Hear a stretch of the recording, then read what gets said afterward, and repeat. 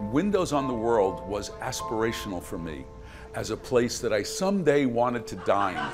We got Chef Abdul cooking his camels over here. All over the world working this one restaurant.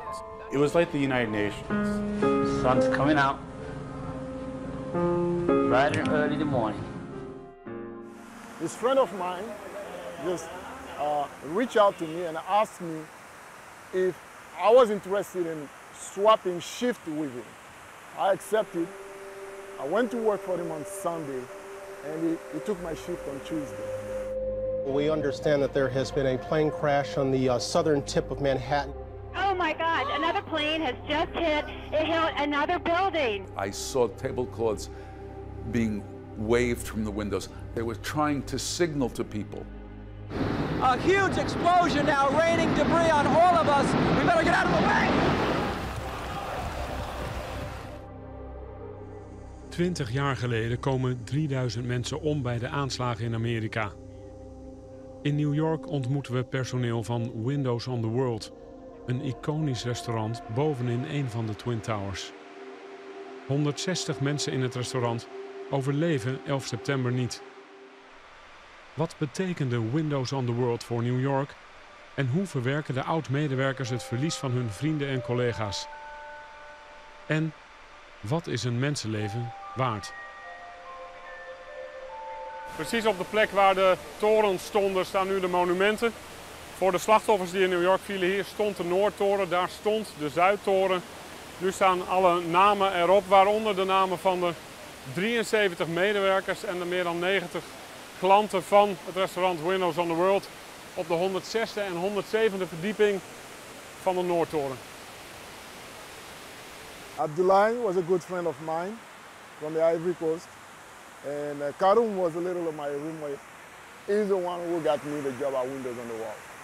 The pain in two families, Leonel Morocho and Blanca Morocho, brothers and sisters, along with Roshan and Kami, they were brothers and sisters. So I kind of feel like the amount of disaster and pain that both families have to go through. De Amerikaanse droom vermomd als restaurant.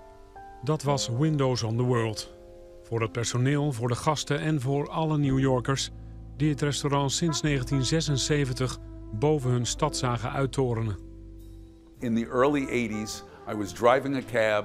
I was an actor, a struggling New York actor, which is a very classic romantic story. And Windows on the World was aspirational for me as a place that I someday wanted to dine, wanted to eat there, wanted to be there. I wanted to go as a guest. I never had the money, and I never got there until the day I started work in 1997.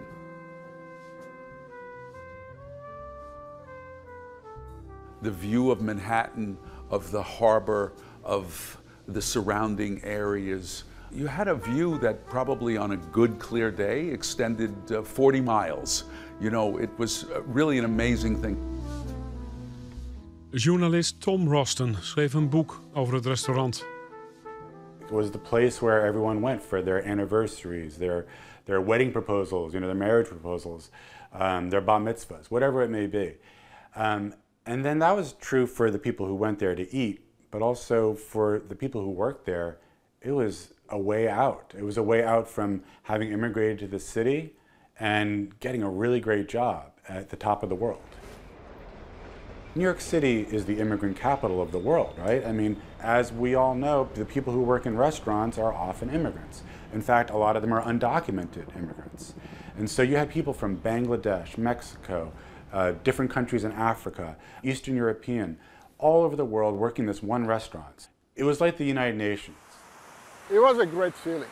In Ramadan, for us Muslims, you will have a table in the cafeteria where the people from Bangladesh will bring the food. The people from West Africa, from Ghana, the dishes are different from those in the Ivory Coast. So we'll have a lot of different dishes that we can all use as Muslim brothers to break our fast. Saludos desde Windows on the World. Sun's coming out Bright and early in the morning.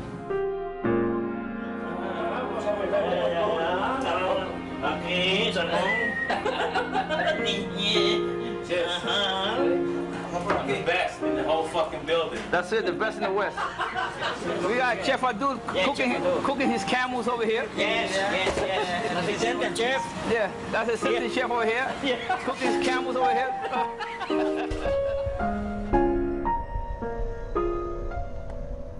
Bright sunny skies, 65 degrees at 7 o'clock in the morning, and sunny and pleasant for the rest of the day, 80 degrees. It's kind of a guilty pleasure, as beautiful as this weather's going to be. At that particular day, I needed to get my reading glasses fixed. Windows on the World was in tower number 1, the North Tower, Tower 2, the South Tower. Both of them sat above a shopping center, the concourse level, we called it. And in the concourse level was an eyewear shop, and I was sitting there when I felt the building shake.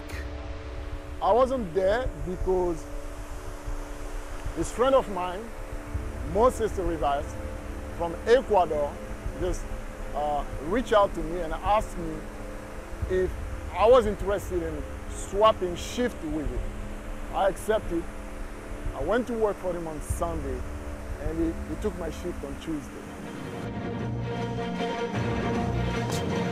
It's 8:52 here in New York. I'm Bryant Gumbel. We understand that there has been a plane crash on the southern tip of Manhattan. You're looking at the World Trade Center. We understand that a plane has crashed into the World Trade Center. We don't know anything more than that.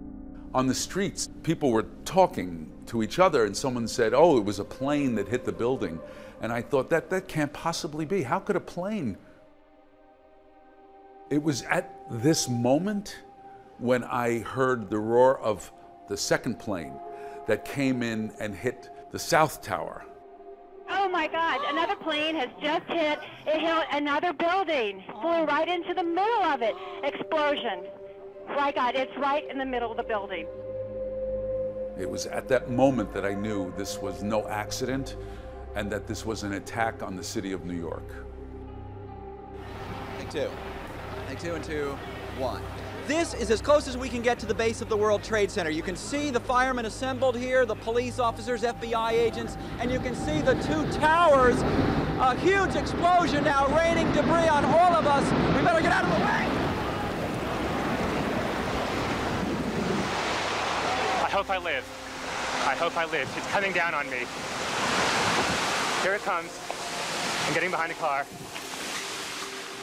I saw people waving tablecloths from the 106th, the 107th floor. I saw tablecloths being waved from the windows. They were trying to signal to people. One of the most memorable, tragic moments was actually the falling of one of the employees from Windows on the World. They matched the color of his shirt and his pants, and it seems highly likely that he was. The second tower is gone. Oh, those poor people. Oh, God.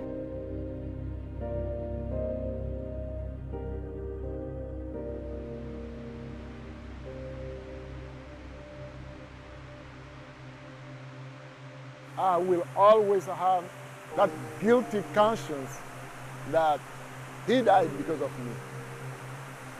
His daughter doesn't have a father, and I'm alive. So, although I'm happy to be alive, but I have to acknowledge that, you know, it is not an easy feeling. Ruim 3000 doden betekende natuurlijk ook duizenden nabestaanden. En in die patriotische dagen na 11 september besloot de Amerikaanse regering om al die nabestaanden te compenseren. Ze kwamen met een financiële genoegdoening. Dat was nog nooit vertoond, een enorme klus. En ik ben onderweg naar de man die die klus moest klaren. De man die moest vaststellen hoeveel elk mensenleven waard was. The fund was extraordinarily generous. The patriotism at the time, the enthusiasm of the American people to demonstrate to the world that we take care of our own, led to a very, very generous program, over $7 billion program. Feinberg moest bepalen hoeveel elk mensenleven waard was. En dus ook de 160 levens die verloren gingen in Windows on the World. You get hit by an automobile and you sue. If you are a stockbroker, judges and juries are going to provide you a lot more compensation than if you're a bellboy, a waiter. That's the American legal system. What would that victim have earned over a work life but for being hit by that automobile? And we took steps to try and minimize that inequality. A waiter who was 30 years old would have remained a waiter till maybe he was 40, and then maybe he would have got a promotion and become a maitre d', or maybe would have opened his own restaurant. We made certain assumptions designed to increase compensation for the lower earning power of their husbands, and lowered the top. Feinberg kende aan de weduwe van het omgekomen keukenpersoneel gemiddeld zo'n $1,5 miljoen uit. Ook aan diegenen die al die jaren illegaal in Amerika verbleven. One of them said, Mr. Feinberg, if we take the money, we'll be deported. I said, no. I have here an official opinion from the Immigration Service at the Department of Justice in Spanish. You will not be deported. You will remain in this country. You will not go to jail. You will not be fined in any way.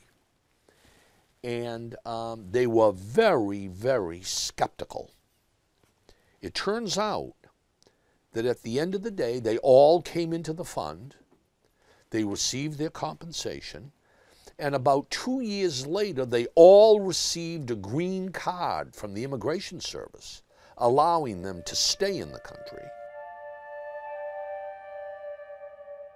Providing somebody a check for $3 million because of the death of their wife doesn't sit well, you see. Mr. Feinberg, you're providing me $3 million.